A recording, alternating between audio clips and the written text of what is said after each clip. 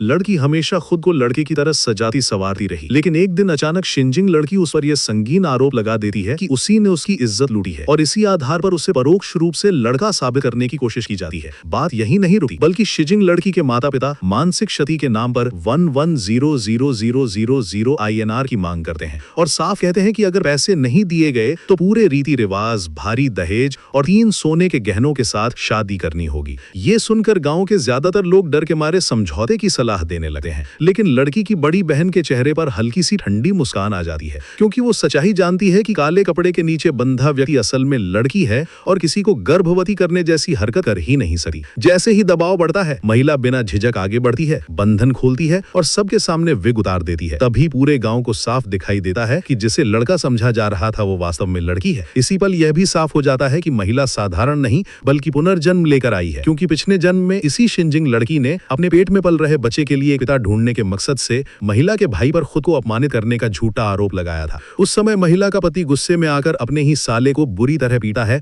और समाज के दबाव में उसे जबरदस्ती उसी लड़की से शादी करने पर मजबूर कर देता है। कुछ महीनों बाद जब शिनजिंग लड़की एक काले रंग के बच्चे को जन्म देती है तो सच्चाई सबके सामने आ जाती है, लेकिन तब तक बहुत देर हो चुकी होती है, क्योंकि अपमान और दर्द सहना पाने पर भाई नदी में कूदकर जान दे देता। पूरा परिवार बिखर जाता है और महिला न्याय की गुहार लगाती रह जाती है। उसे कभी अंदाजा नहीं होता कि वही पति अंत में उसे भी मौत की ओर ढकेल देगा। मरते समय तक वो ये नहीं समझ पाती कि उसके साथ ऐसा क्यों हुआ। दोबारा आंख खुलते ही वो खुद को 1 साल पहले पाती है और तभी मन में ठान लेती है कि इस बार वो सब कुछ बदल देगी। वो अपने भाई को माता पिता के साथ गांव के चौक में फिल्म देखने भेजती है और सख्त हिदायत देती है कि फिल्म खत्म होने से पहले किसी से कोई बात ना करे। भाई भले ही हैरान होता है, लेकिन उसकी बात मान लेता है। महिला को लगता है कि इस तरह पिछली जिंदगी की त्रासदी टल जाएगी, मगर उसी रात खबर फैल जाती है कि शिनजिंग लड़की के साथ ज्यादती हुई है और सरपंच पूरे गांव के साथ आरोपी की तलाश शुरू कर देता है। महिला जब मौके पर पहुंचती है तो देखती है कि उसका पति अपनी बचपन की सहेली को दिलासा दे रहा है। उसका दिल गुस्से से भर जाता है, लेकिन वो खुद को रोक लेती है। तभी शिनजिंग लड़की सबके सामने फिर से महिला के भाई पर आरोप लगा देती है। महिला ठंडी हंसी हंसती है, क्योंकि उसे पता होता है कि वही पुराना नाटक दोहराया जा रहा है।